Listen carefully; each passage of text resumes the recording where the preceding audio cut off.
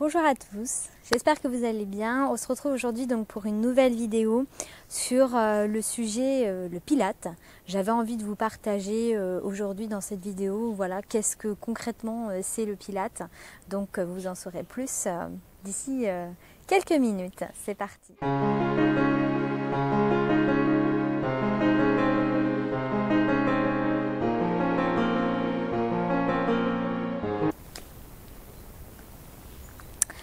Alors, le Pilate, qu'est-ce que c'est?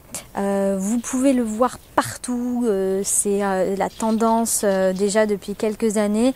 On entend Pilate, c'est super bien, avec toujours un petit peu en similitude, j'ai envie de dire, avec le yoga.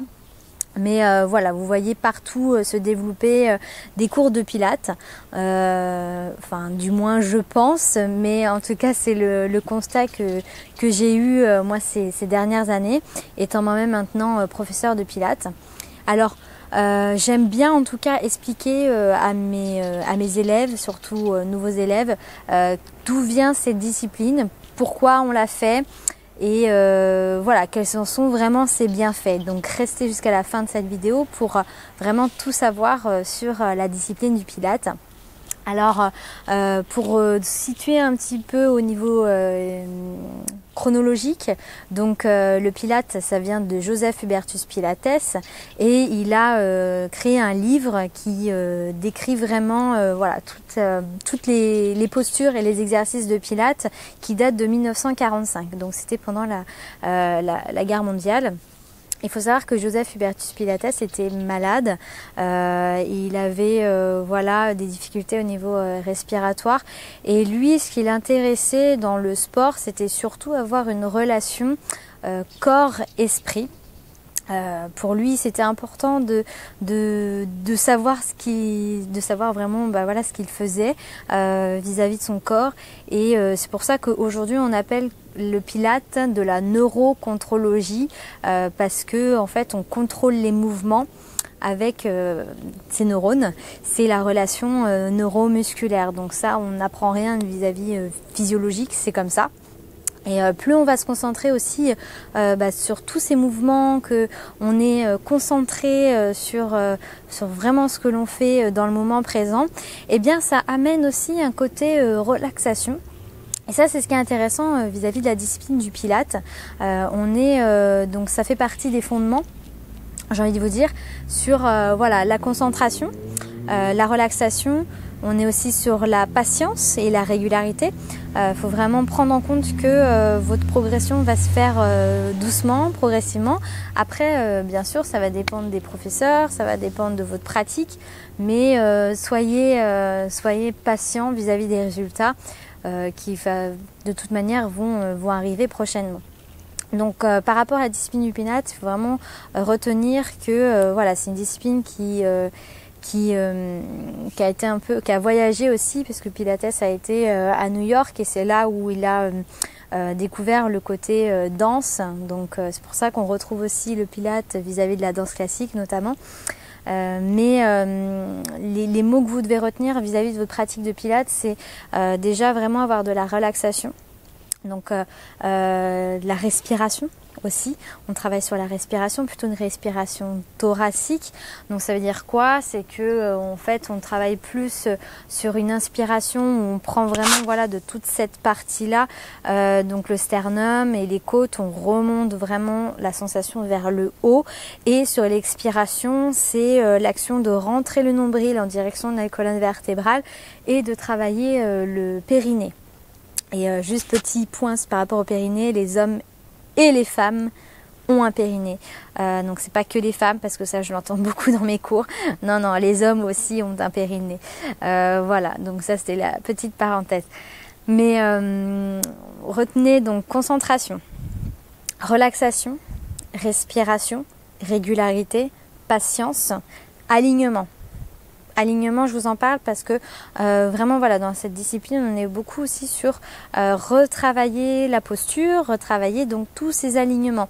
Et moi j'aime bien commencer mes cours par exemple debout, déjà sur la prise de conscience de sa respiration, mais aussi debout pour avoir une prise de conscience sur ses alignements. Et c'est intéressant puisqu'il y a pas mal de personnes qui au final vont être par exemple comme ça et elles vont se sentir bah là je suis droite. Non. Donc c'est aussi voilà un point qui est très intéressant vis-à-vis de cette discipline, c'est que l'on va retravailler ses alignements. Et qui dit bon alignement dit forcément voilà une meilleure santé, une meilleure posture et bien d'autres bienfaits. Dernier point aussi, on croit que le Pilates c'est fait pour tout le monde. Alors j'ai envie de dire non, parce que on peut avoir, comme toute discipline, il y a des contre-indications. Surtout avant de faire pour toute activité physique, demandez l'avis voilà, de votre corps médical, de votre médecin. Moi c'est ce que j'ai aussi, c'est que faites toujours de la prévention, allez voir un ostéopathe ou kinésithérapeute, mais vraiment il faut avoir un suivi vis-à-vis de ses activités physiques et un suivi aussi voilà, au niveau de son corps. Pareil, si on a eu des problèmes articulaires ou musculaires, alors moi ce que je retrouve c'est beaucoup sur les épaules, sur le dos ou après voilà, au niveau des genoux. Et bien sachez que quand vous refaites une discipline, une activité physique, les douleurs peuvent revenir, peuvent ressurgir. Et ça, c'est vraiment important que vous compreniez que faites de la prévention, vraiment, prévention. Allez voir votre ostéopathe ou kinésithérapeute. Je préconise aussi les massages, ça c'est important. Voilà, il faut vraiment déjà avoir quand même un corps qui est plutôt en bonne santé. Alors après, en termes de contre-indications, je le déconseille, enfin ça va dépendre des professeurs, mais par exemple moi tous les exercices où on est sur un enroulement ou une flexion au niveau de la colonne vertébrale, si j'ai des personnes dans mon cours qui ont des hernies discales, bah ça il faut l'éviter parce que ça accentue si vous voulez l'hernie discale.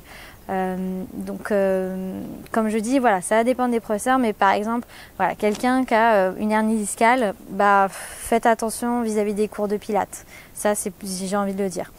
Il faut aussi avoir déjà quand même une notion de gainage, comprendre ce que c'est, voilà, avoir une ceinture abdominale assez renforcée parce qu'il y a des postures en pilates qui sont assez difficiles à maintenir, même si on est là pour ça.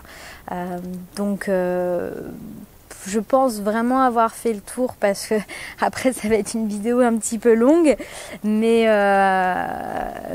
voilà, c'est ce que j'avais envie de vous dire par rapport au Pilates, c'est remettre les choses au clair, comprendre aussi qui a créé voilà, Pilates.